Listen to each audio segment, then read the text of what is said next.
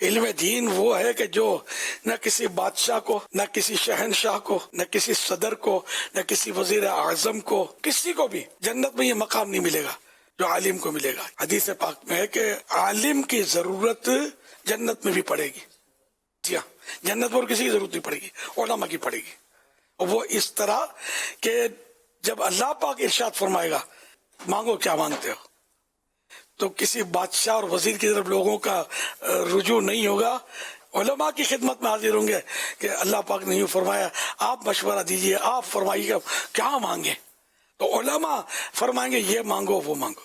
تو کیا سمجھتے ہو؟ عالم کو اللہ کی صفت ہے عالم ہونا، نبی کی صفت ہے عالم ہونا، عبادت گزار ہونا، عابد ہونا، یہ اللہ کی صفت نہیں ہے، نبی کی صفت ہے، لیکن عابد ہونا یہ اللہ کی صفت نہیں ہے۔ عالم ہونا یہ اللہ کی صفت ہے اور ہر نبی کی صفت ہے۔ ہر نبی اپنی امت میں سب سے بڑے عالم اور سارے نبیوں سے بڑے عالم پیارے پیارے آقا سب سے آخری نبی صلی اللہ علیہ وسلم، بلکہ ساری دنیا مخلوق کا علم ایک طرف اور میرے پیارے آقا صلی اللہ علیہ وسلم کا علم ایک طرف۔ اس کی مثال یوں دی گئی ہے کہ جیسے کہ ایک سمندر ہے، سمندر کے کنارے پر یا دریا کے کنارے پر چڑیا بیٹھی ہے، اس نے چونچ ڈالی پانی میں اور اس کے منہ میں بوند آ گئی، چونچ، قطرہ، ڈراپ۔ تو یہ ڈراپ جو ہے نا، یہ ساری مخلوقات کا علم ہے، اور یہ دریا جو ہے یہ علم مصطفیٰ ہے صلی اللہ علیہ وسلم۔